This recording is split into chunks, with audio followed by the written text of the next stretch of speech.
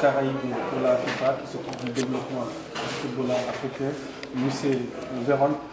Monsieur Véron, qu'est-ce qu'on attend de la FIFA pour développer le football africain? Qu'est-ce qu'on attend de la FIFA? On attend que la FIFA mette les moyens nécessaires pour les moyens humains et les moyens techniques pour mettre ça à la disposition des associations membres d'Afrique. Ça, la FIFA l'a déjà fait. Dans le programme Forward, je rappelle que avant l'arrivée de M. Gianni Infantino, la FIFA investissait 25 millions dans le développement. À l'arrivée de M. Infantino, c'est 100 millions.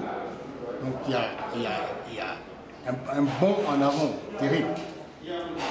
On a mis les moyens techniques. Donc chaque fédération, il a des objectifs dans lesquels il peut indiquer quels sont les cours techniques qu'il aimerait, les cours administratifs qu'il aimerait pour sa fédération. Donc on donne tous les moyens, une sorte de boîte à outils, chaque fédération qui va prendre les outils dont ils ont besoin pour faire fonctionner ce football. Mais quelle est la différence entre ce projet Forward et le projet Goal qui existait avant?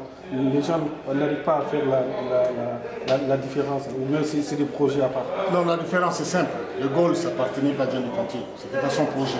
Là, le budget était 250 000 de frais de fonctionnement par année. Avec Infantino, c'est 500 000 par année. Et puis, la différence dans les goals, si vous êtes une fédération, vous ne savez pas si vous allez avoir un projet ou pas. Mais avec Forward, vous avez le principe de prévisibilité. Donc, vous savez que dans 4 ans, vous allez recevoir 5 millions de plus. Vous le savez déjà que vous allez. Donc, vous pouvez bien planifier les 4 prochaines années en sachant que j'aurai une enveloppe autant. C'est ça la grande. Mais est-ce qu'il y a des fédérations qui n'auront pas cet argent pendant 4 ans? Parce que dès l'instant où la FIFA donne de l'argent, il y a des moyens de contrôle derrière, il y a des moyens de faisabilité, etc. Donc si des fédérations qui ne respectent pas ces engagements, ils auront l'argent même s'ils ne respectent rien? Non, non, évidemment non. Même si vous avez votre... Le président Gianni Infantino dit que c'est aux fédérations, c'est votre argent. C'est comme vous avez votre argent en banque. Vous ne pouvez pas les retirer, c'est n'importe comment, n'importe quand.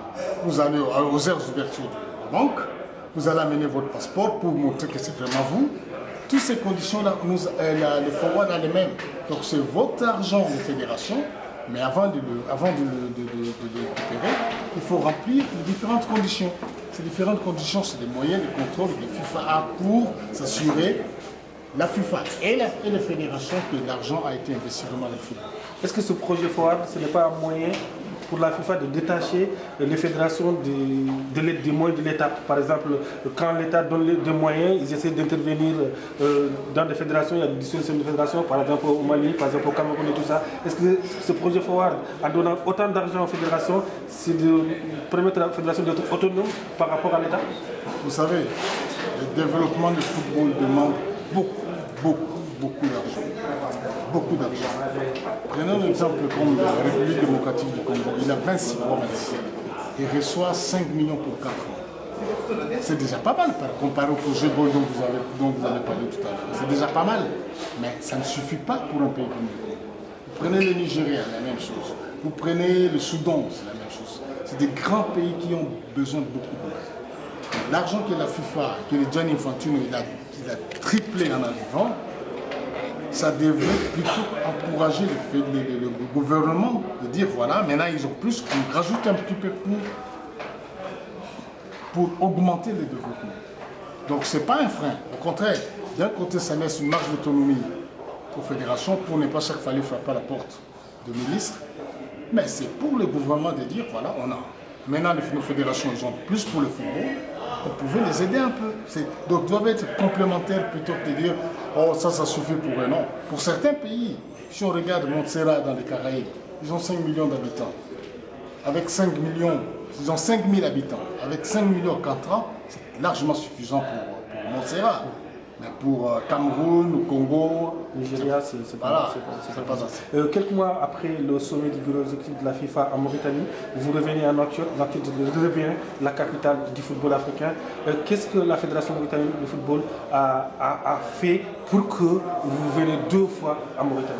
Moi je dirais la Mauritanie est la Nouakchott est la capitale, la vitrine du développement de la FIFA, à mon sens. Je suis responsable de cette région et de Caraïbes. Pour moi, ça c'est un exemple que je dois montrer à tout le monde. Parce que c'est avec l'argent de la FIFA qu'il a développé ce que vous êtes en train de voir ici. Donc pour moi c'est important. Ça c'est une marque de reconnaissance du travail qui est en train d'être fait ici en Afrique. Donc il mérite qu'on vienne autant de fois parce que quand on voit ça, je vois que mon travail que je fais, il y a une raison. Ça veut dire que vous êtes venu pour montrer aux autres fédérations qui sont invitées ici de voir, voilà la bonne manière de voir comment on gère l'argent de la FIFA. Non, on voit les résultats qui est fait avec l'argent de la FIFA. C'est peu différent. Ok, je vous remercie. Okay, merci.